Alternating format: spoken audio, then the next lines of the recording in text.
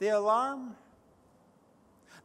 rang every morning at 4:30, every morning at 4:30, 7 days a week, 365 days a year.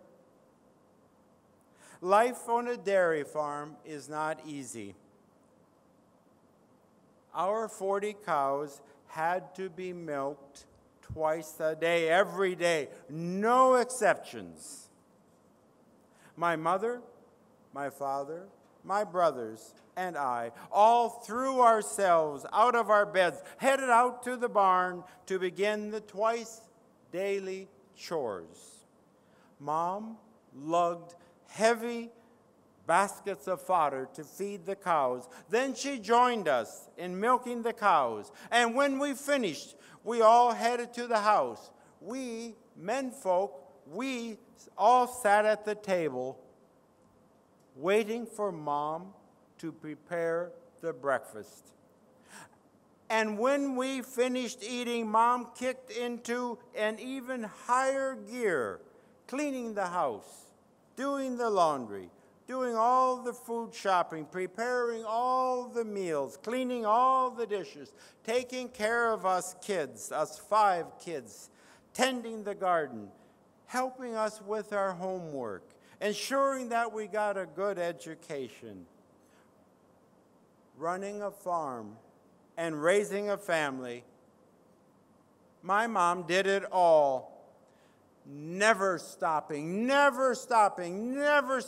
until 10:30 at night when she dropped exhausted into bed, only to start the cycle all over again in a few hours, day after day, week after week, year after year, decade after decade.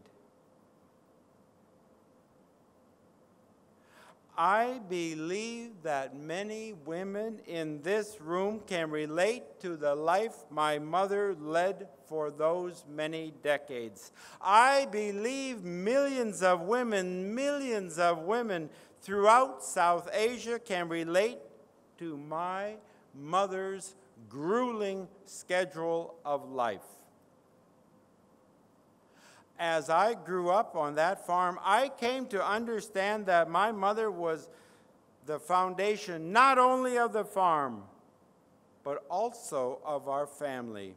And I remember questioning how my mother could possibly do all this work and still have time, still have patience to love and nurture her family.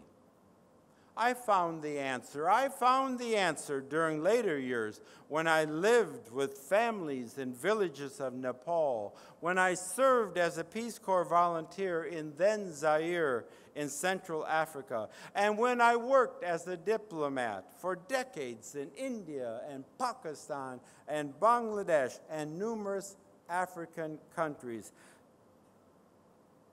The explanation of my mother's ability to do the impossible year after year was simple. She is woman.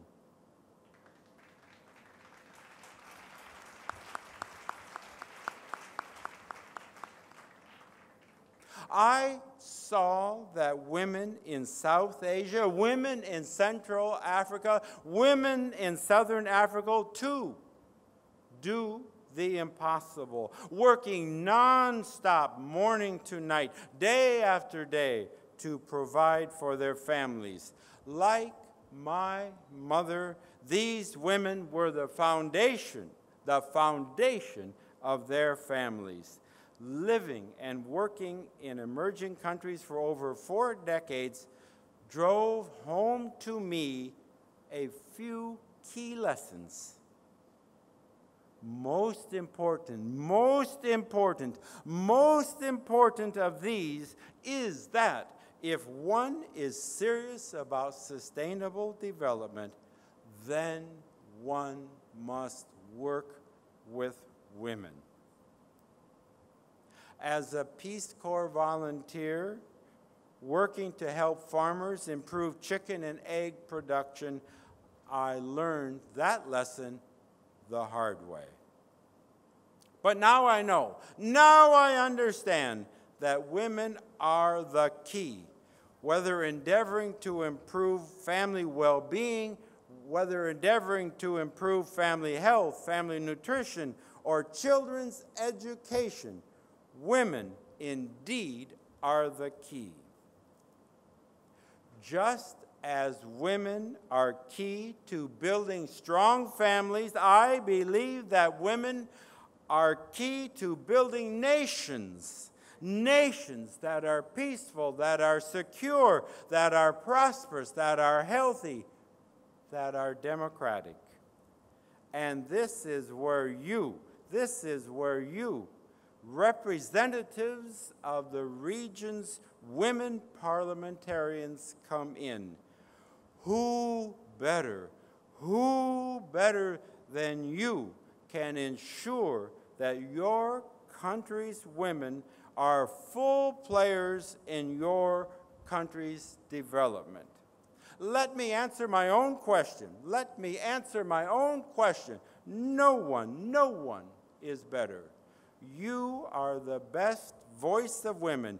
You are best positioned to ensure that women are able to directly engage in, contribute to, and benefit from your country's growth and development. As you witness today, this conference provides a means for engaging with women parliamentarians from throughout the region. I know that you have already begun to exchange ideas, best practices, experiences of what works and doesn't work in promoting women's engagement in the political process.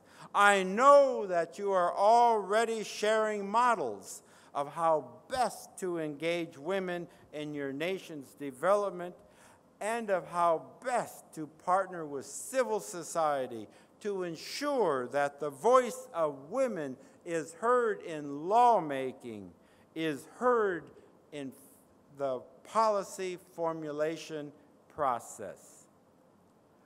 I believe that women in general, and you, women parliamentarians in particular, are critical to democracy's success in South Asia, since you best appreciate the high stakes involved.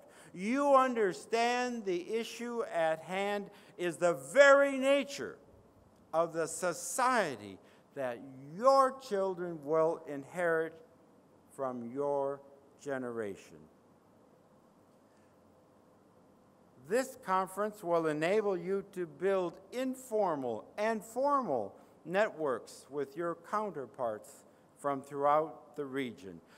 Your success in this regard will ensure that the information exchanges, ideas sharing, and personal engagements of this four-day conference will endure well beyond the closing ceremony later this week.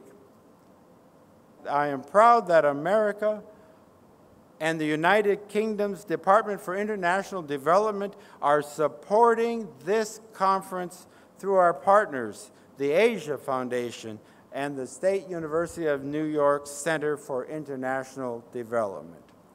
And I wish, too, to thank the Bangladesh National Assembly for its critical role in making this conference possible.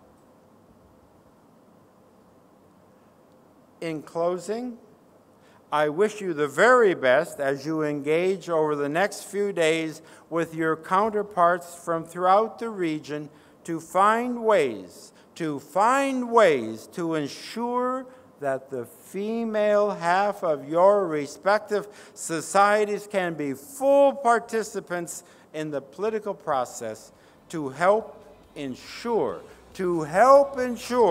the best possible tomorrow for today's children. Thank you very much.